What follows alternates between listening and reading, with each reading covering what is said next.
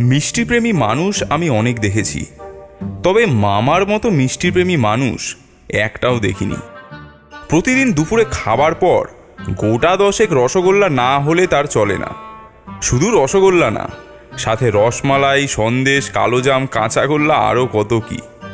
সব মিলিয়ে মামার থালা মিষ্টিতে ভরে যায়। যদি আমরা দু একদিন বলি, মামা আমায় দুটো মিষ্টি, তোদের তো এখনো দিন পড়ে রয়েছে, মিষ্টি কি আর ফুরিয়ে যাচ্ছে নাকি? অগত্যা প্রতিদিন আমাকে ওই মিষ্টি দেখেই পেট ভরাতে হতো। এমনই একদিন দুপুরে আমরা সবাই খেতে বসেছি। মামা থালার ভাত শেষ করে জোরে হাঁক পারল, হাবুল, এই হাবুল, আমার মিষ্টি কোথায়?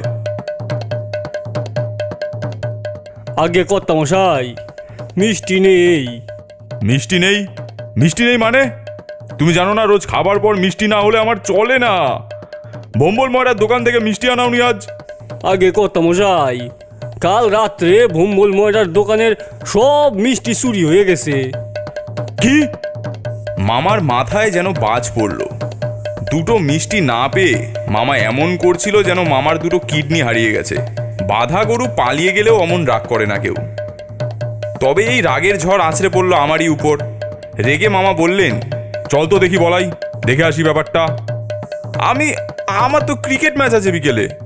কথা না বাড়িয়ে তাড়াতাড়ি আয়। মামাকে আর কিছু বলার সাহস পেলাম না, অগত্যা যেতেই হলো। গ্রামের মাটির রাস্তা দিয়ে হন হন করে হাঁটতে থাকলাম।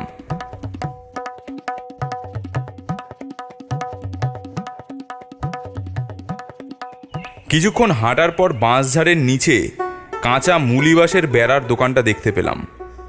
ভম্বল ময়রা দোকানের বাইরে বেঞ্চের ওপর মন মরা হয়ে বসেছিল। মামা বললেন, কিরে ভম্বল, কাল নাকি তোর দোকানের সব মিষ্টি চুরি হয়ে গেছে? শুধু আমার দোকানের না কর্তামশাই, গ্রামের সব দোকানের মিষ্টি চুরি হয়ে গেছে। সে আবার কি কথা? দুঃখের কথা, কি আর বলবো কর্তামশাই। রোজ দোকানে ভালো করে তালা মেরে যাই, কিন্তু জানি না কোন দিক দিয়ে চোর ঢুকে সব মিষ্টি খেয়ে চলে যায়। তালা মারলে চোর ঢুকবে কি করে? তাহলে কি চোর শীত কেটে ঢোকে? জানি না হুজুর, তালা যেমন ছিল তেমনই থাকে, সিধেও কাটা দেখি না, কিন্তু দোকানের সব মিষ্টি হাফিস হয়ে যায়। এ তো খুব গুরুতর ব্যাপার। শুধু কি তাই হুজুর, মিষ্টি খেয়ে এঁঠো বাসনগুলোকেও ঝকঝক করে মেজে রেখে যায়। বাসন মেজে যায় নাকি সে জিভ দিয়ে চেটে বাসন সাফ করে যায়, সে কি দেখেছিস? আগে না হুজুর। গ্রামে চোর বলতে তো ওই একটাই ছিল, ওই তেইল্লা চোরা। সেও তো মাস দুয়েক আগে পেট ব্যথায় পটল তুলেছে। তাহলে কি গ্রামে নতুন চোর এলো নাকি? এদিকে মিষ্টি না পেলে তো আমার চলবে না। শোন বম্বল, রোজ তুই যেমন মিষ্টি বানাস আজও তেমন মিষ্টি বানিয়ে রাখবি। আজ আমি তোর দোকান পাহারা দেব, দেখি কোন বেড়ার ছেলে আজ তোর মিষ্টি খায়। মামা দেবেন দোকান পাহারা শুনে আমার মনে মনে হাসি পেল। রাত্রে মামা এমন ঘুম ঘুমোয় যে বাড়িতে আগুন লেগে গেলেও সেই ঘুম ভাঙবে না। আবার একদিকে মামার বুদ্ধি কাজেও দিতে পারে, কারণ ঘুমের ঘোরে স্টিমারের ভটভটির মতো মামার নাক ডাকার আওয়াজ শুনলে অভুক্ত বাঘও পালিয়ে যাবে। চোর আর কি জিনিস। আমি এখন তাহলে চলি রে ভম্বল, রাত্রের দিকে আসবো।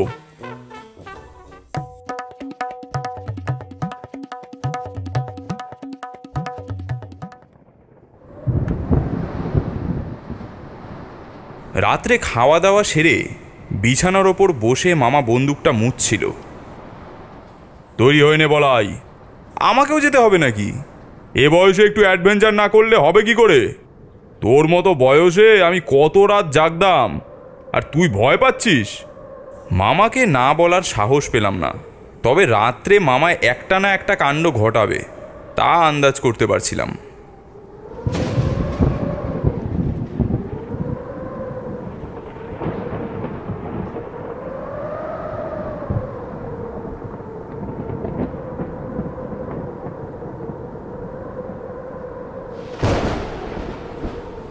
তুই বাড়ি গিয়ে ঘুমো ভম্বল, আজ দেখব কোন বেটা তোর মিষ্টি চুরি করে। ভোম্বল ময়রা বাড়ি চলে গেল। আমি আর মামা দোকানের ভেতরে ঢুকলাম। দোকানের ভেতরে একখানি ছোট্ট চৌকি পাতা, সামনে উনুনের ওপরে এক কড়াই রসগোল্লা রাখা রয়েছে। বাহ বাহ, কত সুন্দর রসগোল্লা রয়েছে দেখছি, একেবারে দবদবে সাদা। খেয়ে দেখি তো একটা। আহ, কি সুন্দর স্বাদ। আরেকটা খাই। আরেকটা আরেকটা আরেকটা আরেকটা। এভাবে মামা সব রসগোল্লা খেয়ে নিল। মামা, সব রসগোল্লা তো খেয়ে নিলে। চোর থোড়ি জানতে পারবে যে রসগোল্লা আমি খেয়ে নিয়েছি। চোর নিশ্চয়ই চুরি করতে আসবে, আর আমি এই বন্দুক দিয়ে ওকে ধরাশায়ী করব। দেখ কেমনভাবে করি। তারপর আমি আর মামা চৌকির ওপর বসলাম। মামা বলল, শোন বলাই, রাত জেগেছিলাম সেই তোর মতন বয়সে। সে আর কি বলবো, রাত জাগার অভিজ্ঞতা আমার আজকের না, অনেক দিনের।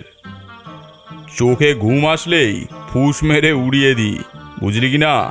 শোন, তুই কিন্তু একদম ঘুমাবি না, তাহলে কিন্তু চোর আমাদের হাতের নাগাল থেকে বেরিয়ে যাবে। আজ বেটা চোরকে ছাড়ছি না আমি। মামা কিছুক্ষণ নিজের রাত জাগার অভিজ্ঞতা ও জ্ঞান শোনালো। তারপর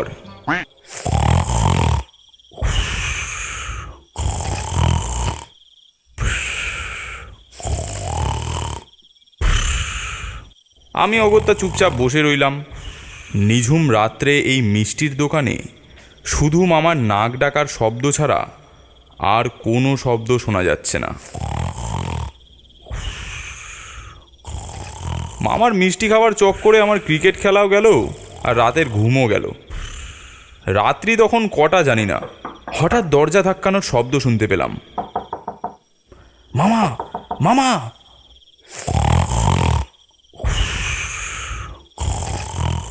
মামা তখন মরার মতো ঘুমোচ্ছে। ও মামা, চোর চলে এসেছে মনে হয়। হঠাৎ একটা ন্যাকা কান্নার আওয়াজে মামার ঘুম ভাঙল। কে কে?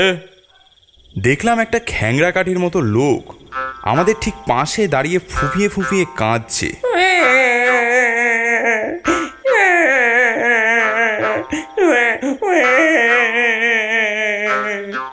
এই বেটা, কে রে তুই? তুই নিশ্চয়ই ওই মিষ্টি চোর।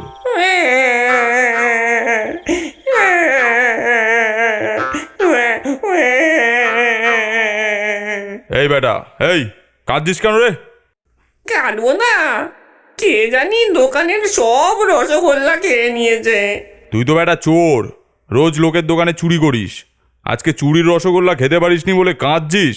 দেবো বেটা বন্দুক দিয়ে এক বাড়ি। চুরি করাটা আমার প্রফেশন। আমি বেঁচে থাকতেও চুরি করেছি, এখন ভূত হয়েও চুরি করি। তা ভূত বলে কি আমার কোনো আত্মসম্মান নেই নাকি রে? ভূত? ও বেটা, তুই সেই তেইল্লা চোরা যে মাস দুয়েক আগে পেট ব্যথায় মরেছে। হ্যাঁ রে মুখরা, তা এই রাতে হাতে বন্দুক নিয়ে ভোম্বল ময়রার দোকানে কি করছিস শুনি? আমরা এসেছি আসল চোরকে হাতে নাতে ধরতে। তা তুই সেই আসল চোর। তুই আমার স্বাদের মিষ্টি প্রতিদিন খেয়ে যাস, আজকে তোকে ছাড়ছি না। তোকে আজ বাঁশের খুঁটির সাথে বেঁধে গায়ে মিষ্টির রস ঢালবো। কাল সকালে সমস্ত গ্রামবাসী দেখবে তোর কর্মকাণ্ড।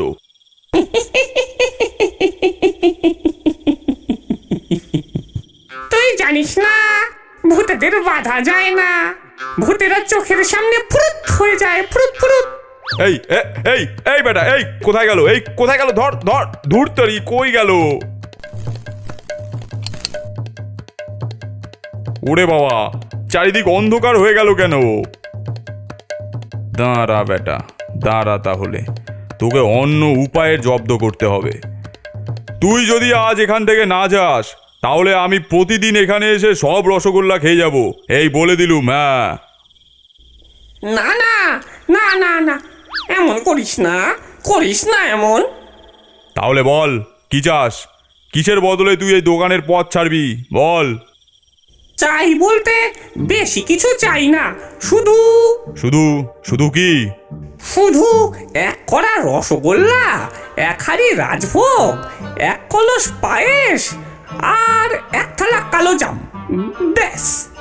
দাঁড়া বেটা, ভূতের বাপের বিয়ে লেগেছে যে তোকে এত মিষ্টি খাওয়াবো? তোকে বেটা আওয়াজ ছাড়ছি না। আমি কথা দিচ্ছি, একবার আমাকে মন ভরে মিষ্টি খাওয়ালে আমি আর এদিকে আসবো না। ঠিক বলছিস তো? একবারে 100 টাকা ঠিক। ঠিক আছে, কাল রাত্রে নদীর পাড়ে ওই বট গাছটার নিচে চলে আসিস। যা চাইছিস দিয়ে দেব, কিন্তু এরপর যেন আর কোনো দিন তোকে না দেখি। এখন যা যা বেটা, যা এখান থেকে। ভূতটা আমাদের চোখের সামনে থেকে হাওয়ায় মিলিয়ে গেল। পরের দিন ভোম্বল ময়রার দোকানে তড়িঘড়ি করে মিষ্টি বানানো হলো। তারপর রাত্রে ভ্যানে করে আমি আর মামা ওই নদীর পাড়ে বটগাছটার নিচে গেলাম। ভ্যানের ওপর মিষ্টিগুলো রেখে আমরা একটু দূরে দাঁড়িয়ে রইলাম। কিছুক্ষণ পর মাথায় টোপর ধুতি পাঞ্জাবি পরা একটা লোক মিষ্টিগুলোর সামনে এলো। ওই যে চলে এসেছে বেটা, আবার ধুতি পাঞ্জাবি পরা হয়েছে। ভূতটা একটার পর একটা মিষ্টি মুখে পুরতে থাকলো। কিছুক্ষণের মধ্যেই ভূতটা সব মিষ্টি শেষ করে দিল। তারপর আবার বটগাছটার পিছনে অদৃশ্য হয়ে গেল। ভূতের লীলা সাঙ্গ হলো তাহলে। চল বলাই, বাড়ি চল এবার। আর কেউ আমার মিষ্টি চুরি করবে না। এই বলে আমরা বাড়ি ফেরার জন্য পা বাড়িয়েছি, এমন সময় দোকানের সেই ভূতটা আমাদের সামনে এসে বলল, কই কই দে দে মিষ্টি, কই দে আমায় দে। হ্যাঁ, তুই আবার কেন এসেছিস? একটু আগেই তো একেবারে জামাই সেজে মিষ্টি খেয়ে গেলি। এই এই মিথ্যে বলিস কেন? আমি কখন আসলাম জামাই সেজে? ওই দেখ, মিষ্টির গামলা এখনো খালি পড়ে রয়েছে। কি, তুই আমার মিষ্টি অন্য কাউকে দিয়েছিস? ওসব আমি জানি না। মিষ্টি চেয়েছিলিস, আমি দিয়েছি, ব্যাস। তাই বলে আমার মিষ্টি অন্য কাউকে দিবি? এই বেটা ভূত, তুই নিশ্চয়ই কমজোর ভূত আছিস, তাই তো তোর মিষ্টি অন্য ভূতে খেয়ে গেল। তাই তো বলি বেটা, অন্য ভূতে মিষ্টি খেয়ে যায় আর তোর টিকিটুকুও নেই। তুই ভূত, ভূত নামের কলঙ্ক তুই। কি বললি? তুই আমাকে অপমান করলি? কি চিল্লামিল্লি শুরু করেছিস তোরা? তোদের জ্বালায় কি একটু মিষ্টি খেয়ে আরাম করে ঘুমোতেও পারবো না নাকি? এই তো এই তো এই তো সেই জামাই ভূতটা যে একটু আগেই মিষ্টি খেয়ে গেছে। তাহলে বেটা তুই আমার মিষ্টি খেয়েছিস? তোর মিষ্টি? কি বলিস রে?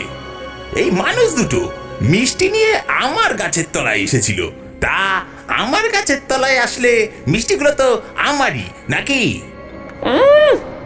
ওর গাছের তলায় আসলে মিষ্টিগুলো ওর? বেটা, শ্বশুর বাড়িতে মিষ্টি খেতে গিয়ে গলায় আটকেই তো মরেছিস। এর জন্যই তো জামাইয়ের মতো ধুতি পাঞ্জাবি পরে ঘুরে বেড়াস। তা মরে গিয়ে আবার এত মিষ্টি খাবার শখ কেন শুনি? আমি মরে গিয়ে মিষ্টি খাই আর বেঁচে থেকে মিষ্টি খাই, তাতে তোর কি রে? তুই তো পচা নর্দমায় পড়ে গিয়ে মরেছিলি, তাই তো তোর শরীরের এই করুণ অবস্থা। দাদা বেটা, দে বেটা দে আমার মিষ্টি বার করে দে, দে। এই বলে দুটো ভূত মিলে এমন ঝাপটাঝাপটি শুরু করলো যেন বটতলাটা একটা ঝড় বইতে লাগলো। চল বলাই, আমরা কেটে পড়ি।